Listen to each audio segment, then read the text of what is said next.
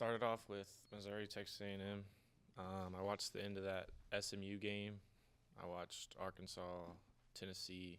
I watched some of the KU game, and then Sunday I watched the Texans and the Bills, the Cowboys and the Steelers, and then some of the Bengals and the Ravens. You find yourself watching games, breaking it down like a quarterback or as a fan?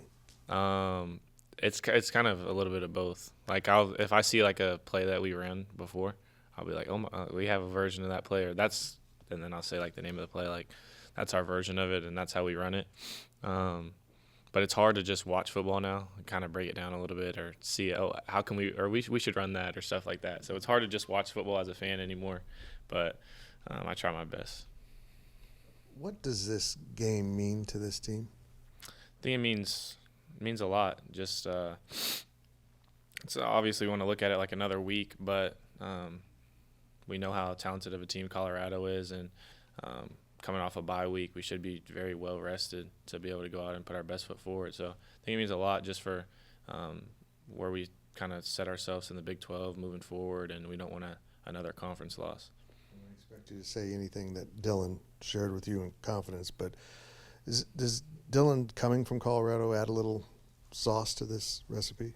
I think maybe a little bit, and this is probably one that he wants a lot because whenever you play against an old school, you definitely want to have your best game and be able to contribute to the win. But ultimately, we don't. I don't think he looks at it that way. I think he looks at it just like any other week and doesn't want to let the game get to him too much. Just wants to go out there and play his game and do what he does best, and that's get him the ball and be explosive with it. Avery, what's the biggest thing that you focused on over the off week? Say that again? What's the biggest thing you focused on over the bye week? Biggest thing was just taking some time to step away from football, get a little reset. After Thursday hit, they gave us off Friday throughout the weekend. So just being able to have a little bit of time away from football, I got to go back home, see my grandpa, see some old coaches, some friends. Got to spend some time with my brother and parents this weekend. So just a little bit of time away from football to be able to reset and just have that time away so that whenever I did come back, I was fully ready to go. And then Coach said whenever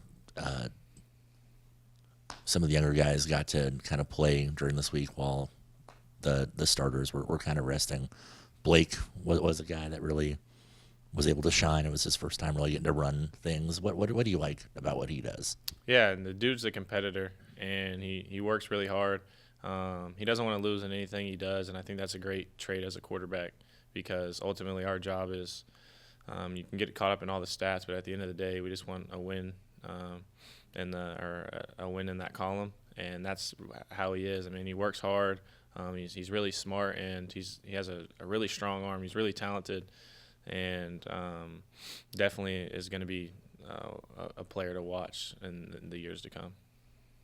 Avery, what's impressed you from what you've seen about Shedeur Sanders and Travis Hunter for Colorado? I think both of them can play.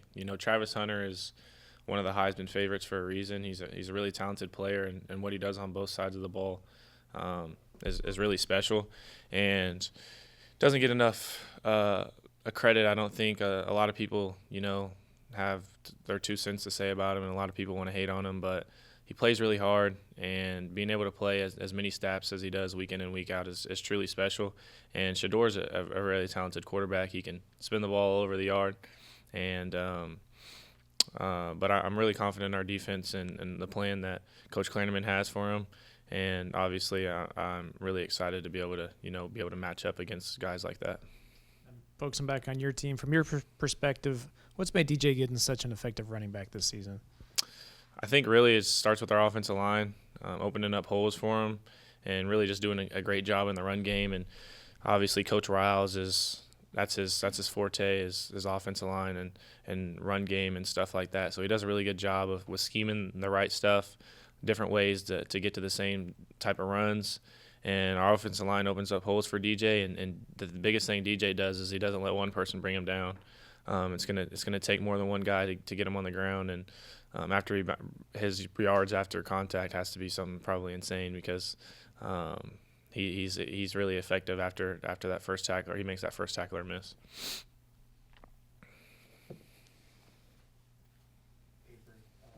Coach Kleinman mentioned that Colorado likes to bring a lot of pressure, and I know that their defense has sort of been known to be incredibly aggressive, at getting to the quarterback.